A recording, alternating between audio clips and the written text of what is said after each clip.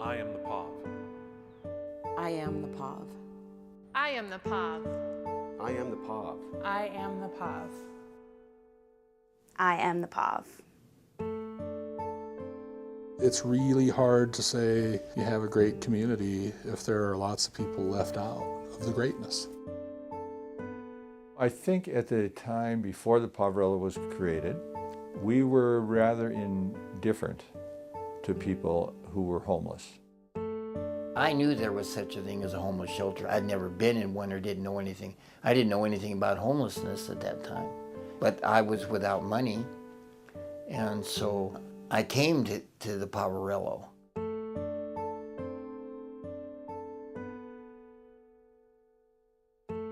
A group of people called lay Franciscans came together in prayer to try and involve their lives in the way of St. Francis of Assisi, who was a man of the poor. They became very concerned and started to make a movement to create a space where people could be fed, and then eventually where people could be housed temporarily. And they just started without any fanfare, and eventually it became what it is today. I was a truck driver, and I got a job in eastern Montana, Culbertson. I hitchhiked there. They hired me over the phone, and I've been in Montana practically ever since. Now that I've gotten older, I can't work. And I squandered my money. Hadn't it been for this place, I'd be out there. And I'm too old to be out there. It's a blessing in my book. The ones I feel for are the families. You know, I've seen kids come through here. If this place wasn't here, those kids wouldn't be eating. I work at the POV because I believe that everybody deserves a second chance, and I believe that we can help offer hope to those people who have none. I am the POV. The Poverello Center's emergency shelter and soup kitchen provides thousands of nights of shelter to men and women struggling with homelessness. We also serve growing numbers in our soup kitchen. You gotta have some place to live and you gotta have something to eat. If you don't have those two things, it's really gonna be hard to put the rest of your life together. And that's where the POV fills this incredible need in the community. The hot meal is happening at the POV every afternoon and evening. The warm, tiny, hard bed in a crowded room is happening at the POV every night. There's that consistent, reliable safety net that really operates on a relative shoestring, but has made it work lo these many years. Pretty remarkable. I served in the Navy for 6 years, and over the past 6 years, I've served veterans, young and old, here at the POV, and it's the best job I've ever had. I am the POV. I'm like a lot of people. I think I've worked hard. I've tried to live a good life, but that is not what determines how all this plays out. As much as I'd like to think that it's, you know, we're all self-determined. There but for the medical accident, there but for a learning disability, there but for an addiction. I just drew a whole bunch of lucky cards, and those cards can fall away at any time.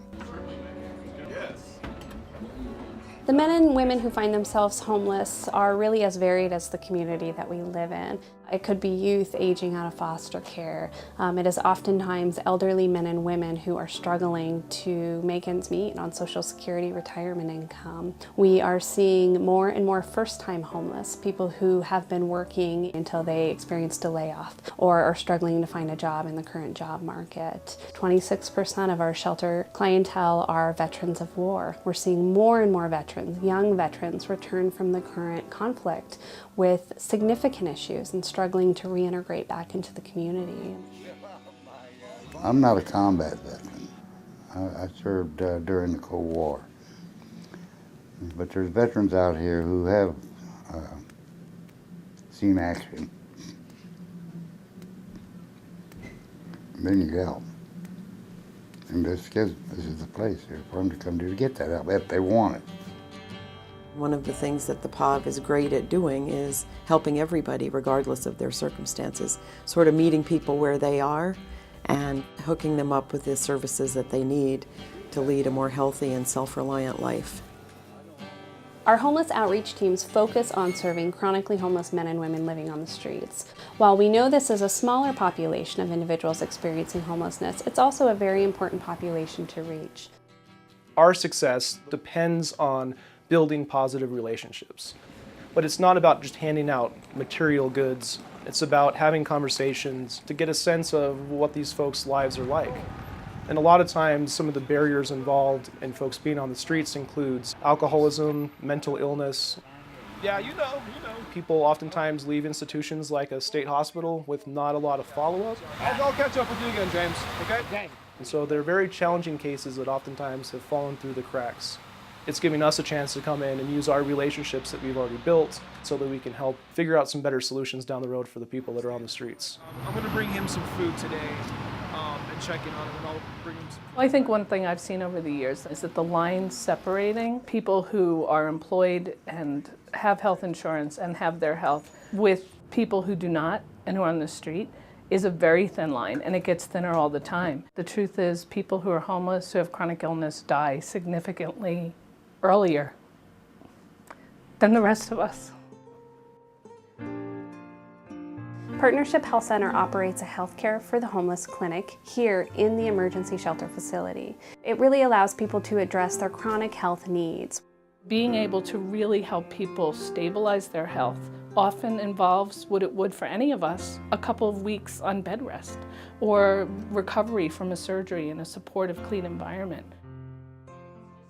When clients first walk in the door, how are we going to respond to them?